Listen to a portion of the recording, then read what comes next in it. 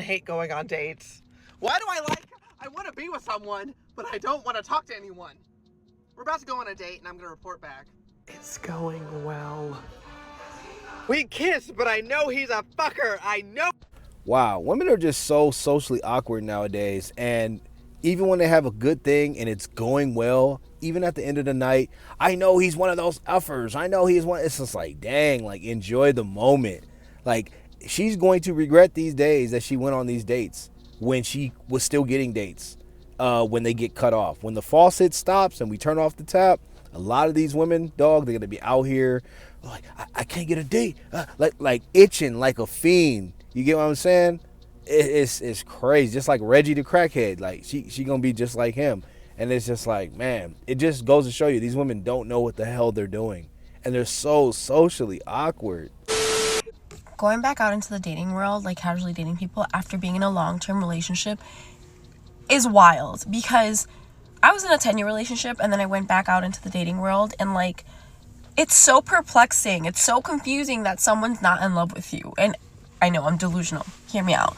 Like, what do you mean, sir, that you're not in love with me and that you don't think about me every second of the day and want to text me at all hours of the night and want to send me memes and TikToks and cuddle me and go do groceries with me? What do you mean you don't want to sit next to me while I get my manicure? What do you mean you're not in love with me?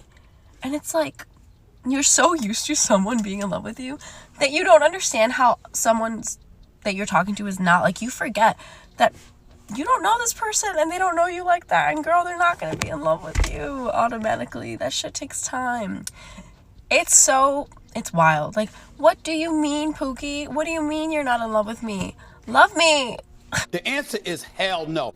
I don't know who this woman has been dating, but clearly there have been some simps, because who in their right mind is going to be simping and doing all that stuff? There's no wonder why you're single trying to get back into the dating market, because it doesn't work.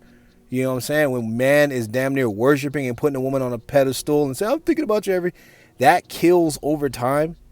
It varies for women, but it always eventually kills their attraction and arousal, and the relationship ends. Ask her in that 10-year relationship who ended that relationship, and I bet you 98% of the time or chance that it's going to be her, guys. These women, they're good for pumping and dumping, not getting into relationships. They may sound beautiful, look beautiful, but when you let them talk and they start telling the truth and you put the pieces together, you start seeing like, okay, then if you're so wonderful and you were with this guy that was doing all these things for 10 years, how come you're still not with him? How come you broke up? And how come you're having an issue now in the dating market? You shouldn't. You should be wifed up. But this woman clearly right here can't keep a man. So this is a red flag straight up. And she definitely was dealing with some beta male simps. And that's probably going to be her thing, is just messing with orbiters, messing with simps that put her on the pedestal until she's looking for a real man. But by that time, she's 36, got like 2.5 eggs left, and men are just not checking for her when it comes to having actual commitment. I'm just being honest. I don't know. I've always found being purely lusted after more insulting than anything else, because I just feel like we're getting to this big age where we should know that people are more than their bodies, they're more than just their good looks, they have more to offer you than just a sexual experience. The amount of cognitive dissonance and the inability to remove herself from her own female lens and out of her own two shoes and not apply how she looks at things from her mating perspective is over 9,000. But the thing is, women like this don't understand. She's talking about, oh, well, guys, especially that look at me, and lust over my body or just lust over me.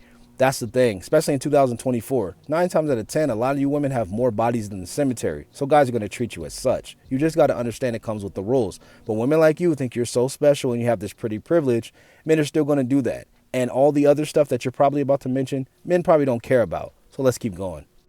And to completely just disregard someone's intellect, someone's unique story, someone's real personality, all because you want to make them an object of your desire, is extremely dehumanizing. Okay, cool. With that said, let's flip it. Let's just say that you yourself, because we know this is how women are, you want a guy that protects and provides and is willing to die for you, that's taller than you, stronger than you, makes more money than you, more competent than you, you know what I'm saying, that can keep you safe. That's pretty dehumanizing, because you're pretty much looking at all of the things we can do with our wallet and our natural capabilities. Like, it sounds dumb because men are going to look at women what they naturally have, which is their beauty, their femininity, their youth, and their chastity. So guys are looking at that. This is how you know, guys, women either don't care or they don't know shit about what men want or what we look for and why we look for it. They don't even ask questions. They just shame it and say, shoulda, woulda, coulda. Unless, of course, that's a mutual agreement between two people, then that's something completely different. But to completely negate someone's human qualities all because you only see them in a lustful way, it's almost sick. And it really shows a level of immaturity at a certain point as well. See, there's that sign language. Things that they don't agree with, things that make them feel bad, things that don't make them feel special, these women, they will shame it every single time. But this goes to show you that women put the romance part and how they think men should treat them and come up to them and view them. It's completely adversarial. It's opposite. And women just cannot seem to put their finger on it. But men, we can empathize, sympathize, and understand that it's different. Men and women are totally different. But this woman right here, she wants to demonize it. That just goes to show you, you're going to be looked at as a sex object. So just like a man's going to be looked at as a success object, get ready. If the guy hits it, the understanding needs to be, after I have sex with this guy, I need to start adding value, especially if it's a guy I'm actually attracted and aroused by and I like. But women like this, they get these type of guys around, they say something stupid out their mouth, the guy doesn't say anything, he has sex with him, and he ships him off to never be seen again, leaving her alpha widowed, and she turns to the sisterhood, just like Naomi right here. And I just feel like our generation has normalized looks just being enough, and that being like, no.